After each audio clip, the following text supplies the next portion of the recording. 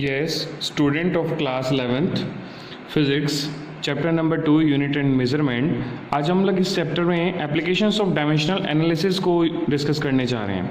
There are total 3 applications of dimensional analysis. Number 1, we use the dimensions to convert the physical quantity system from one to another। एक system से दूसरे में convert करने में use करते हैं। Number 2, we use to check the correctness और accuracy of a physical quantity relation. कोई फिजिकल क्वांटिटी का रिलेशन गिवन है, कोई फॉर्मूला गिवन है, उसकी करेक्टनेस या एक्यूरेसी को या कंसिस्टेंसी को चेक करने के लिए हम डायमेंशंस को यूज़ करते हैं। Number 3, to derive relationship between the different physical quantities. हम डिफरेंट फिजिकल क्वांटिटीज़ के बीच में जो रिलेशन होता है उसको डिराइव करने के लिए भी क्या करते हैं, इसको यूज़ करते हैं। आइए एप्लीकेशन नंबर 1 को यूज़ करते हैं। कैसे यूज़ करें? To convert the physical quantity one system to another कैसे यूज़ करेंगे? अब सबसे पहले हम लोग जानते हैं कि जो किसी फिजिकल क्वांटिटी की जो मेजर्ड वैल्यू होती है, the magnitude of a physical quantity always remains constant what ever may be the system of unit for a measured quantity. किसी मेजर्ड क्वांटिटी के लिए जो भी यूनिट सिस्टम एक बार हमने लिया है उसकी वैल्यू अगर दूसरे यूनिट सिस्टम में लें तो भी क्वांटिटी की वैल्यू चेंज नहीं होती। से for example we have mass that is equal to 1 kg। अब 1 kg एक सिस्टम हुआ, kg एक ऐसा ही सिस्टम हुआ जिसके अंदर उसकी न्यूमरल वैल्यू 1 है और हमने इसको कन्वर्ट किया दूसरे सिस्टम में CGS में, और वहाँ पर ग्राम की जगह किलोग्राम की जगह ग्राम हो जाएगा और न्यूमरल वैल्यू चेंज हो जाएगा। तो अब भी हम जानते हैं कि 1 kg इज इक्वल टू 1000 ग्राम ही होता है। तो भले ही यूनिट सिस्टम बदल गया हो, न्यूमेरिकल वैल्यू बदल गई हो, लेकिन दोनों इक्वल हैं। तो यहाँ से हम एक फिजिकल क्वांटिटी का रिलेशन लेते हैं कि इस फिजिकल क्वांटिटी में अब 2 चीज़ें होती है, एक न्यूमरल वैल्यू और एक यूनिट होती है।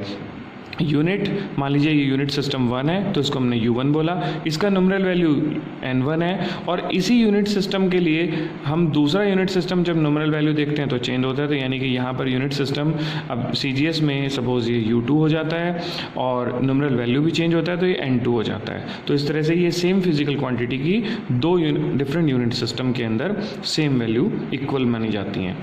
अगर हमें रिलेशन इस्टेब्लिश करना तो किस तरीके से होगा? तो सबसे पहले हमें फिजिकल क्वांटिटी का डायमेंशंस लेने होते हैं। तो सपोज फिजिकल क्वांटिटी के डायमेंशंस जनरली हम MLT लेते हैं, अदर क्वांटिटीज़ की जगह सिर्फ 3 ले लेते हैं और यहाँ पर इनकी एक्सपोनेंट्स पावर ABC ले लेते हैं। अब इन ABC पावर्स के लिए इनकी वैल्यू फिलहाल तो ये हो गई, लेकिन अगर इस यूनिट सिस्टम में देखें तो क्या होगी और इसमें क्या होगी? तो सपोज इसमें ये जो पावर्स एक्सपोनेंट्स है ये सेम रहती हैं, लेकिन जो ये यूनिट्स हैं ये सिस्टम चेंज होने की वजह से इसको M1 L1 T1 बोला और इस यूनिट सिस्टम में इसको M2 L2 और T2 बोला। अभी हम क्या कर रहे हैं, हम सपोज करो एक यूनिट सिस्टम हम पहले से ही जानते हैं, दूसरे में हम जानते नहीं हैं कि उसमें 1000 ग्राम होगा। हम 1000 ग्राम के बारे में अगर नहीं जानते हैं तो इसका मतलब हम N2 के बारे में नहीं जानते हैं, हम उसको कैलकुलेट करना चाहते हैं। Suppose we would like to find N2 value here. तो N2 के लिए हमें फॉर्मूला ऐसे करके लिखना होगा। N2 के लिए फॉर्मूला हो जाएगा N1, और ये जो चीज़ें इधर हैं ये मल्टीप्लिकेशन में डिवाइड में चली जाएंगी न्यूमरेटर में इस साइड, तो M1 अपॉन M2 हो जाएगा, L1 अपॉन L2 और T1 अपॉन T2 हो जाएगा, और पावर कॉमन एक्सपोनेंट होने की वजह से A, B और C M1 upon M2, L1 upon L2 और T1 अपॉन T2 का ये हो जाएगा। चलिए क्वेश्चन डिस्कस करते हैं, अब क्लियर हो जाएगा आपको। कन्वर्ट 1 जूल इंटू अर्ग। हमें नहीं मालूम कि 1 जूल में कितने अर्ग होते हैं, तो इसको डायमेंशनली फाइंड कर सकते हैं। ठीक है, तो डायमेंशनली कैसे फाइंड करेंगे? हमारा क्वेश्चन क्या है, हमें पता लगाना है how many ergs are there in a joule. एक जूल में कितने अर्ग होंगे ये फिलअप कंप्लीट करना है सपोज। तो ये सपोज करो यूनिट सिस्टम सेम वैल्यू रखता है, लेकिन न्यूमेरिकल वैल्यू चेंज हो जाती है। तो यहाँ पर हमने ये यूनिट सिस्टम को 1 बोला तो इसको 2 बोलेंगे, इसका न्यूमेरिकल वैल्यू 1 है तो इसका न्यूमेरिकल वैल्यू N2 जो कि हमें फाइंड करना है। क्या करना होगा? जनरली हम जानते हैं कि जूल जो है वो वर्क डन या एनर्जी का यूनिट होती है, ऐसा यूनिट होती है, तो हमने इसको एनर्जी माना, और एनर्जी के डायमेंशंस हम जानते हैं ML2 T-2 होता है। अगर हम वर्क डन की भी निकालना चाहें तो वर्क डन का भी सेम होगा। वर्क डन का फोर्स इंटू डिस्प्लेसमेंट के फॉर्मूले से हम फाइंड कर सकते हैं। हम जानते हैं ML T-2 फोर्स का होता है, डिस्प्लेसमेंट का L होता है। जब हम इनका मल्टीप्लिकेशन करेंगे तो सेम डायमेंशन यहाँ पर आ जाएगा। अभी इसका जो जनरल डायमेंशन है, जैसे हमने ऊपर यहाँ पर लिया था, ऐसे हमने M का पावर A, L का पावर B और C का जो है T का पावर यहाँ पर हमने लिया कितना C।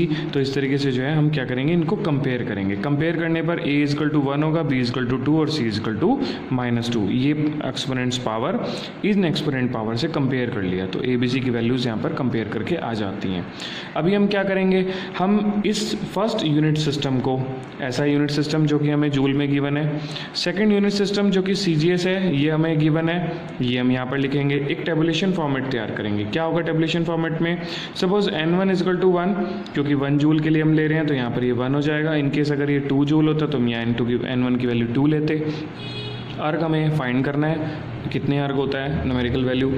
फर्स्ट यूनिट सिस्टम हमारा ऐसा ही है, तो ऐसा ही में मास, लेंथ और time 1 kg 1 metre 1 second, kg metre और सेकंड में होते हैं। उसके बाद जो हमारा CGS यूनिट सिस्टम होता है, इसमें जो हमारे मास, लेंथ और टाइम है ये ग्राम, सेंटीमीटर और सेकंड में होते हैं, तो हम इनको इस टाइप से लिख पाएंगे। तो अब फाइनली हम लोग क्या डिस्कस कर रहे हैं, हम लोग फाइनली ये डिस्कस कर पाएंगे कि किस तरीके से हम ये सारी की सारी वैल्यूज़ यहाँ ऊपर दिए गए इस रिलेशन के अंदर पुट करके हम N2 की वैल्यू फाइंड कर पाएंगे।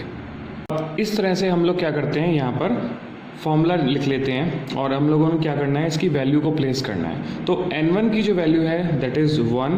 फर्स्ट यूनिट सिस्टम में मास आपने लिया था वहाँ पर 1 kg, ठीक है, यहाँ पर लेंगे आप 1 ग्राम, ओके। उसके बाद फिर यहाँ पर आपका जो है ये हो जाएगा 1 metre and this is 1 centimetre, और पावर है आपका B, और वो भी वैल्यू देखते हैं पीछे, और टाइम दोनों सेकंड में है, ओके।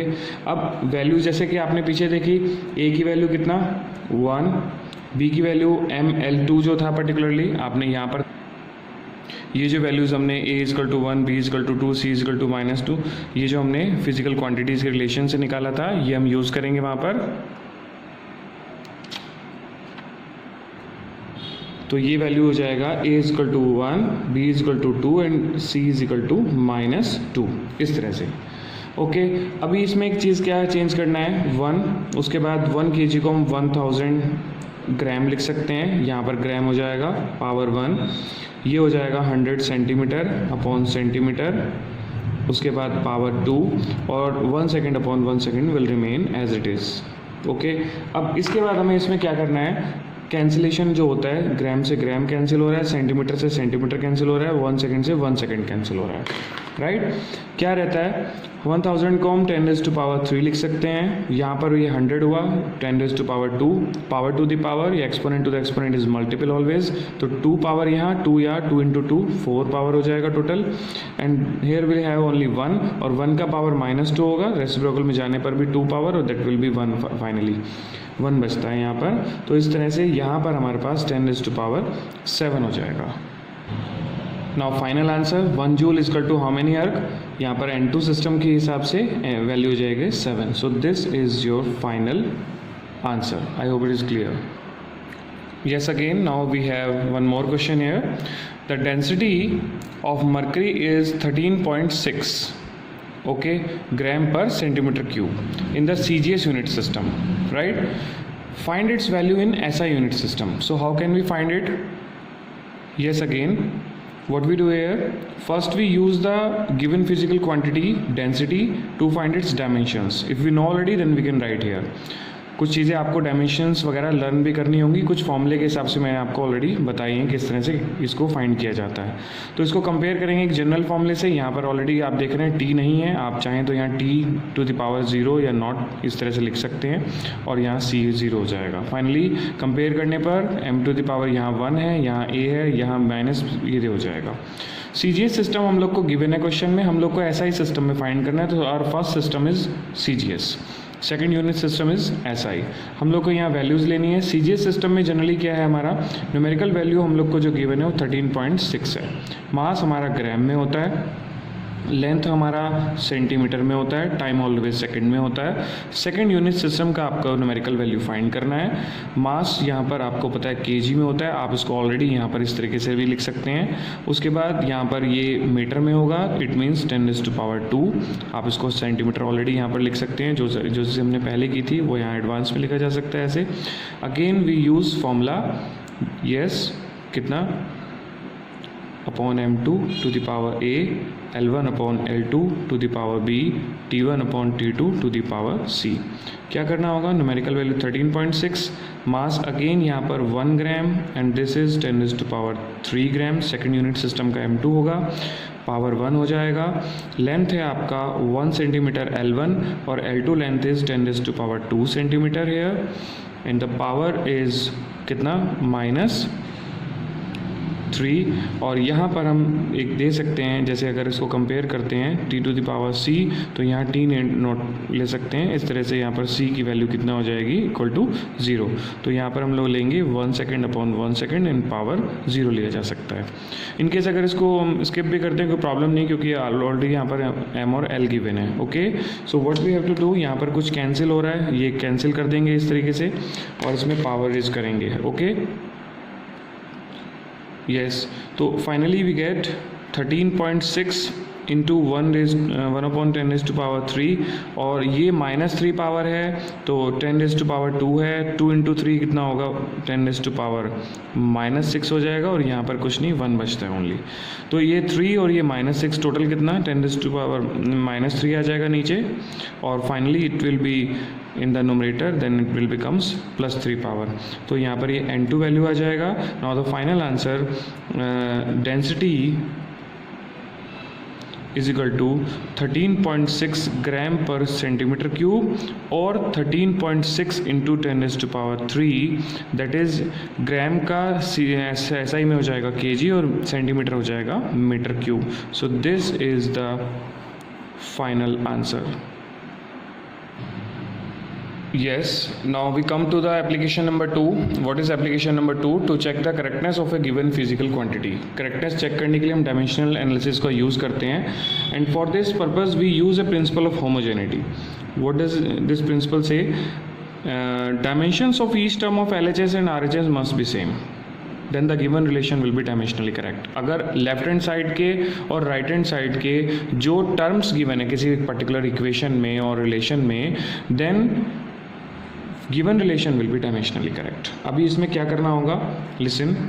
ओके, क्वेश्चन को लेते हैं। चेक द डायमेंशनली एक्यूरेसी और करेक्टनेस और consistency of the following equation. ये सभी एक ही मीनिंग है, कंसिस्टेंसी को चेक करना, करेक्टनेस चेक करना, एक्यूरेसी चेक करना बाय यूजिंग द डायमेंशन। कैसे करना होगा, चलिए सोल्यूशन में देखते हैं। First of all we have the equation s is equal to ut + ½ at², well known equation second, equation of motion. तो इसमें हम लोग क्या करेंगे, first of all we use left hand side. Left hand side term is s only and s is displacement, so dimension of any kind of length or distance or displacement is always l. Now come to the RHS। RHS में हम लोग जा रहे हैं first term. What is first term, this is ut। ut में हम लोग u देखते हैं तो it is velocity, of course it is initial velocity, तो dimension of any kind of velocity is lt - 1, any linear velocity. Okay, उसके बाद t is the time. So in this case ये -1 है, ये 1 है, तो it will be 0 power, so finally l remains only. Now come to the next term of RHS, that is the second term. We have ½ at², but we take only at². Why it is so? Because half is a constant. Half is a constant numeral or fraction and it is dimensionless. Dimensionless means have no dimension, तो इसको ignore करना होगा। सो in case अब acceleration का कितना होगा, lt - 2, और time का t होता है, बट यहाँ स्क्वायर है तो यहाँ पर स्क्वायर भी करना होगा। So finally -2 and 2 becomes 0 power of the t, only l remains. So हम लोग यहाँ पर क्या चीज़ ऑब्जर्व कर रहे हैं, हम देख रहे हैं LHS टर्म RHS की both term dimensions are same, so dimensions of all terms of both sides of given relation are same, hence given relation is dimensionally correct.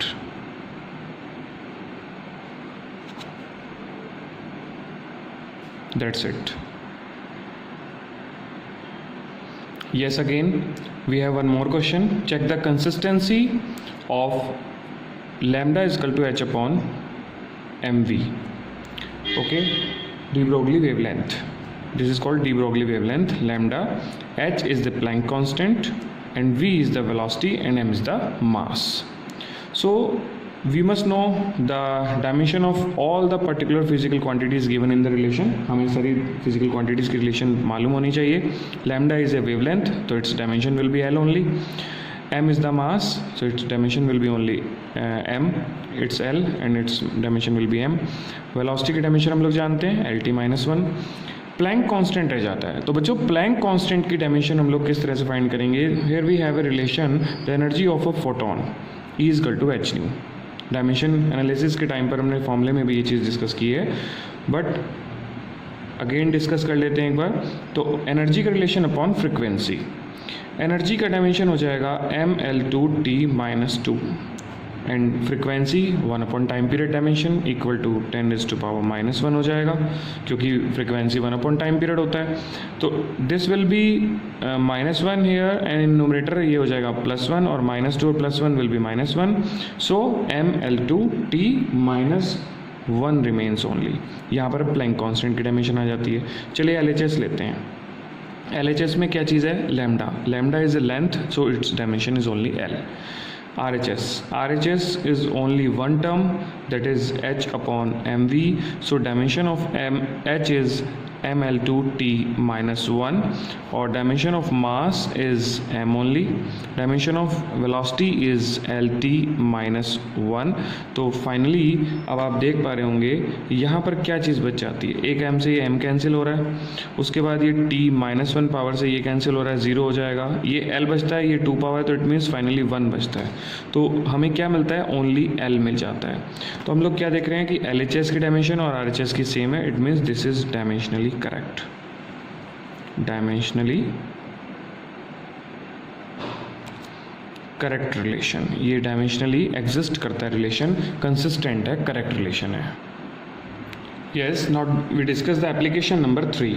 Application number 3 to derive the relation between the physical quantities. Physical quantities के बीच में relation को dimensionally किस तरीके से derive करेंगे, यानी deduce करेंगे, establish करेंगे. तो let us discuss an example question ले लेते हैं. Say for example, we derive the expression for the centripetal force F which is acting on a particle of mass m moving with velocity v in a circle of radius r. As you all know, centripetal force means center seeking force, जो किसी circular path में move करती body में अंदर की ओर लगने वाला, towards centre लगने वाला फोर्स हुआ. तो हम लोग को यहाँ पर क्या करना है? हमें एक्सप्रेशन फॉर f करना है, यानी f depends on some other physical quantities. तो let f means force, depends on mass, depends on velocity and it depends on radius. Now the question arises how it depends. इसका relation इनके साथ कैसे है? यानी कोई ना कोई फॉर्मूला तो होगा. F is equal to M A होता है जैसे, या F इज इक्वल टू 1 अपॉन एम ए, इस तरह से मतलब कुछ भी चीज़ होगा. 1 अपॉन एम ए तो रॉन्ग हुआ, but F is equal to M A क्या हुआ? करेक्ट है. तो ये हमें कैसे मालूम पड़ा इस रिलेशन के बीच में किस तरह से? तो ये इस तरह की जितने भी रिलेशन हम लोग के पास आएंगे उनमें हमें क्या चीज़ इस्टेब्लिश करनी है, कैसे देखनी है, डायमेंशनली इसको कैसे प्रूव करना है. अभी हम लोग को इस फॉर्मूले में नहीं मालूम कि क्या पावर या एक्सपोनेंट इसका हो सकता है. तो हम लोग क्या करने वाले हैं? प्रोपोर्शनल लेंगे. Let the exponent of A M is A, v का एक्सपोनेंट हुआ b और r का हुआ c. ये इनका पावर हो गया, हमने एज्यूम किया. अब इसमें हम लोग को क्या करना होता है? जहाँ प्रोपोर्शनलिटी होती है वहाँ एक इक्वलेंसी का साइन आएगा, इंसर्टिंग एक कांस्टेंट. यहाँ पर एक कांस्टेंट इंट्रोड्यूस होगा, तो यहाँ पर ये इस तरीके से हम एक्सप्रेशन को लिख पाएंगे. Let this is equation number 1. Okay. अब हम लोग को क्या करना है? LHS और RHS की डायमेंशंस यूज़ करनी है. तो dimensions according to principle homogeneity क्या होनी चाहिए? इक्वेट करनी चाहिए. तो हम लोग किस तरीके से लेंगे? यहाँ पर फोर्स को यूज़ करेंगे पहले. तो LHS की डायमेंशन हो जाएंगी फोर्स की डायमेंशन, यानी कि mLt माइनस 2. ये हम लोगों ने लिखा कि क्योंकि एक कांस्टेंट है, constant is a dimensionless. Constant ये डायमेंशंस की एक लिमिटेशंस होती है कि कांस्टेंट की कोई डायमेंशन नहीं होती है. मास की डायमेंशन m होती है एंड पावर a हो जाएगी. उसके बाद यहाँ पर वेलोसिटी है, उसकी डायमेंशन हो जाएगी lt माइनस 1 और पावर b हो जाएगा. r is a radius, radius is kind of length, तो यहाँ पर l हो जाएगा इसका डायमेंशन और इसकी पावर c हो जाएगा. अभी क्या करना है? हमें इनको कंबाइन करना है. कंबाइन कैसे करना है? हम लोग को इस तरीके से लेना है. यहाँ पर हो गया सपोज करो m, उसके बाद इसका पावर हो गया a. अभी l यहाँ भी है और यहाँ पर भी है, तो l base same, power algebraically sum हो जाएगी, एड हो जाएगी. तो पावर यहाँ पर l का हो जाएगा b और यहाँ पर c, so this will B b plus c. Now t का पावर -1 है और उसका भी पावर b, तो पावर टू द पावर क्या होना चाहिए? यहाँ पर मल्टीपल हो जाए. अभी इस तरीके से ये हो जाएगा माइनस बी, यहाँ पर इस तरह से लेंगे। अब क्या करने वाले हैं हम लोग, इस दोनों साइड की जो एक्सपोनेंट्स है उसको कंपेयर करेंगे तो सही फॉर्मूले का मालूम पड़ेगा कि एक्चुअल में कैसे होता है। तो रिलेशंस में सबसे पहले इनके एक्सपोनेंट्स निकालने के लिए by comparing the exponents of both sides, यहाँ 1 1 हो जाएगा। तो let a is equal to 1, इधर b plus C is equal to 1 और इधर माइनस b आता है तो minus b is equal to minus 2। अभी हम क्या कर सकते हैं, ध्यान से देखिए, यहाँ पर ये माइनस से माइनस कैंसिल होने के बाद b की वैल्यू 2 आ जा रही है, यानी आप इसको b इज इक्वल टू 2 कह सकते हैं। ये b इज इक्वल टू 2 आ जाता है आपके पास। पुट दिस वैल्यू हियर, तो यहाँ पर अब 2 plus C is equal to कितना आ जाएगा 1। ओके, तो इन दिस कंडीशन अब हम लोग क्या निकालने वाले हैं, यहाँ पर जब हम इसको b की वैल्यू को 2 रख रहे हैं तो c is equal to 1 minus 2 यानी कि माइनस 1 हो जाएगा। ओके, तो c का वैल्यू कितना आ गया यहाँ से माइनस 1 और a ऑलरेडी यहाँ पर 1 गिवन है। अब ये वैल्यूज़ a b c की हम लोग इक्वेशन नंबर 1 में पुट करने वाले हैं। तो यूजिंग इक्वेशन 1 हम इसको यूज़ करने वाले हैं और इसमें हम क्या करने वाले हैं, देखिए f is equal to k and यहाँ पर आ जाएगा m to the power m v small m है, सॉरी स्मॉल m v और r। स्मॉल m का पावर है a यानी कि यहाँ पर पावर 1 हो जाएगा, v का पावर b यानी कि यहाँ पर 2 हो जाएगा, r का पावर c यानी c का मतलब माइनस 1 हो जाएगा। तो given relation is k m v square upon r। This is required relation or formula. Okay, but in case if the value of k is given in the question, let this is k is equal to 1, अगर वो already आपको क्या है question में given है तो then you put k is equal to 1 here, so the final formula is mv square upon r. This is well known and correct formula of the centripetal force. Okay, yes, we have one more question here.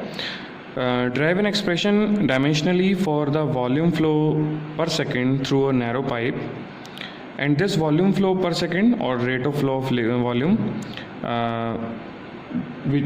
volume or liquid, which depends on the number 1 coefficient of viscosity neta of the liquid, radius of pipe and pressure gradient. Pressure gradient you know, pressure per unit length, हम लोग ने dimensional फॉर्मूले में भी discuss किया है बच्चों।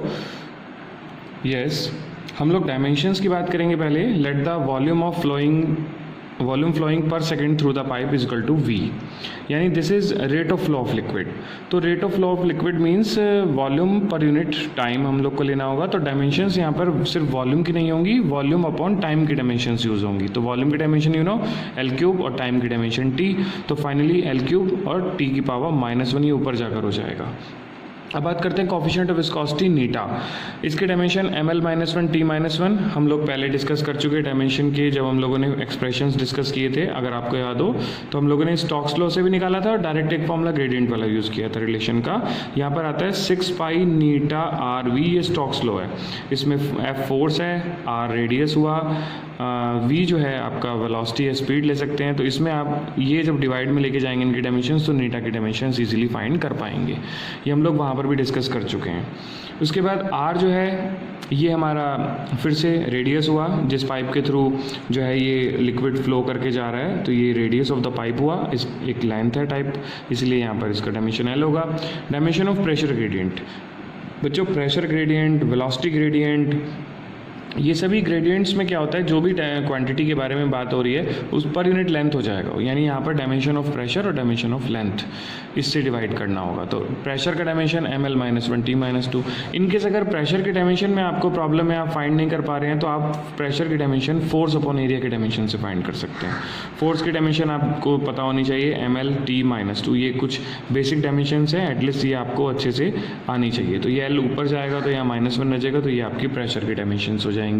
फिर ये लेंथ का डायमेंशन, फाइनली प्रेशर ग्रेडियंट का डायमेंशन हो जाएगा। Okay, now what we have to do, हम लोग को फिर से एक्सप्रेशन लेना है। और कैसे कैसे लेना है, देखिए v डिपेंड करता है किन चीज़ों के ऊपर। v डिपेंड करता है सबसे पहले प्रोपोर्शनल है, जो यहाँ पर गिवन क्वांटिटी है नीटा, उसके बाद फिर r और pressure gradient pressure upon length. ये अपने आप में 1 यूनिट मानी जाएगी। डायमेंशनल एनालिसिस की सबसे बड़ी ये लिमिटेशंस होती हैं कि आप मैक्सिमम एक बार में सिर्फ 3 ही पर्टिकुलर फिजिकल क्वांटिटीज़ का किसी एक के साथ रिलेशन निकाल सकते हैं। तो अगर 4 गिवन है तो आपको कंबाइन करके एक ही करना होगा इसको। अब इसमें पावर लेंगे हम लोग A, B और इसका C ले लेते हैं। जिस सीक्वेंस में गिवन था उसी सीक्वेंस में हम लोगों ने ले रखा है। ये वॉल्यूम फ्लो रेट है, this will be equal to the constant K eta to the power A, R to the power B and P upon L to the power C and this is equation 1। अभी dimensions रखनी है, चलिए dimension रखते हैं। यहाँ पर हो जाएगा L3T-1, m की पावर 0 ले सकते हैं। जब यहाँ पर कोई भी गिवन नहीं है तो इट मीन्स L0 लिया जा सकता है। और उसके बाद के डायमेंशनलेस छोड़ना होगा।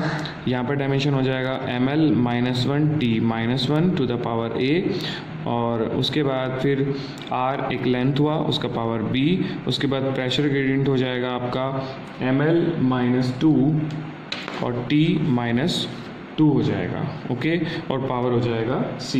I hope it is clear. अभी हम लोग को क्या करना होगा, ये रिलेशन में सबसे पहले सभी पावर्स को एक साथ लिखना होगा। ये पहले m की पावर देखेंगे, m की पावर यहाँ से आ रहा है A, ओके, तो ये हो जाएगा पावर कितना, A पावर हो जाएगा, एक तो ये A होगा, साथ में ये पावर कितना है इसके C, तो ये A प्लस C पावर हो जाएगा m का, ओके, ये क्लियर हो रहा है। अभी देखते हैं अब L की पावर कितना होगा। देखिए L की पावर यहाँ पर आप देख रहे हैं ये -1 है, -1 की पावर A, तो -1 इंटू A कितना हुआ, -A हो जाएगा, ठीक है, ये -A हो जाएगा। और इसको -A करने के बाद यहाँ पर L की पावर B, ये प्लस में B आ जाएगा, ओके, ये क्लियर हो रहा है। और यहाँ से L की पावर ये -2 और ये साथ में C, तो ये -2C हो जाएगा। इस तरह से L की पावर फाइनलाइज हो जाएगी। अभी T की पावर की बात करते हैं, तो T की पावर ये -1 इंटू A, तो कितना हो जाएगा, T की पावर यहाँ से आ जाएगा -A। आई होप ये क्लियर हो रहा होगा आपको। यहाँ T नहीं है, यहाँ -2 है, -2 की भी पावर C और पावर मल्टीप्लाई हो जाएंगी, तो फाइनली -2C हो जाएगा। इस तरह से हमने ये पावर्स भी देख ली और इस साइड हमारी ये पावर्स है। अब बाय कंपेयरिंग एक्सपोनेंट्स को हम क्या करें, कंपेयर करेंगे, तो इधर से हमारे पास एक रिलेशन आएगा। हम लोग देख रहे हैं A प्लस C जो m की पावर है उधर 0 हो रहा है, फिर इधर आ रहा है -A plus B -2C is equal to कितना आ रहा है, 3 आ रहा है। उसके बाद फिर ये -A -2C is equal to कितना आ रहा है, यहाँ पे -1 आ रहा है। अब ये 3 इक्वेशंस है, साइमल्टेनियस इक्वेशंस को आपको सॉल्व करना है। सॉल्व करने के लिए सपोज़ इसको हमने फर्स्ट बोल दिया, ये हमारा सेकंड इक्वेशन है और उसके बाद ये हमारा थर्ड है, ओके। अभी हम क्या कर रहे हैं कि हम फर्स्ट इक्वेशन से A का वैल्यू ले रहे हैं इक्वल टू -C। अब इसको हम यहाँ पुट कर रहे हैं थर्ड में, तो हम लोग जब इसको यहाँ पे पुट करेंगे तो फाइनली हम लोग के पास क्या आने वाला है। देखिए हम लोग ले रहे हैं -C, -2C ऑलरेडी है वहाँ पर और ये -1 हो जाएगा, एक को हमने रिप्लेस किया, तो this will be C and C -2C will be equal to -C is equal to -1 and finally ये माइनस दोनों साइन कैंसिल हो जाते हैं और C का वैल्यू यहाँ से हम लोग को मिलता है 1। आई होप ये क्लियर हो गया होगा। अगर C 1 आ गया है तो इसका मतलब B कितना होगा, सॉरी A कितना होगा, माइनस के इक्वल, तो it means A is equal to यहाँ से -1 आ जाएगा। अगर हम C का वैल्यू यहाँ पुट करते हैं तो A -1 आ जाता है, ओके। अब A और C का ये वैल्यू हम लोग इक्वेशन नंबर सेकंड में पुट कर सकते हैं, तो यहाँ पर हम लिखेंगे यूजिंग सेकंड। अब हम इसको सेकंड को यूज़ कर रहे हैं, तो क्या लेंगे यहाँ पर A का वैल्यू -1 ऑलरेडी वहाँ पर है, B हम लोग को फाइंड करना है 2, C का वैल्यू यहाँ पर आ जाएगा 1 और इज इक्वल टू 3, ये 1 हो जाएगा और ये हो जाएगा -2, तो +1 और -2 ये हो जाएगा -1, तो इधर 3 ऑलरेडी है और ये -1 जब उधर जाएगा तो ये हो जाएगा +1, सो B इज इक्वल टू 4। तो हम लोग ने इस तरह से ये वैल्यूज़ आपकी फाइंड कर लिए हैं। अब हम लोग क्या करेंगे, जो मेन इक्वेशन नंबर फर्स्ट है हम इस फर्स्ट इक्वेशन के अंदर ये वैल्यूज़ पुट करेंगे, तो volume flow rate will be equal to K and eta to the power A means कितना हो जाएगा -1 और उसके बाद फिर नेक्स्ट हमारे पास है R to the power B means यहाँ पर हम लोग के पास हो जाएगा power 4 and next is pressure upon length यानी pressure gradient to the power C यानी कि 1, ये जो C की वैल्यू 1 हमने फाइंड की है and the final formula will be K की वैल्यू हम लोग यहाँ से पुट कर सकते हैं जो हम लोग को गिवन था, राइट।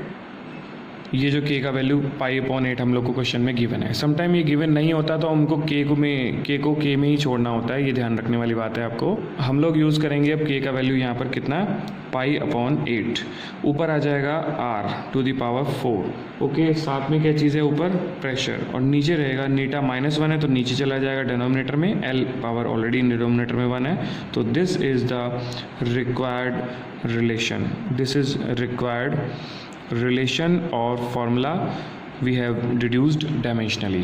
That's it, students.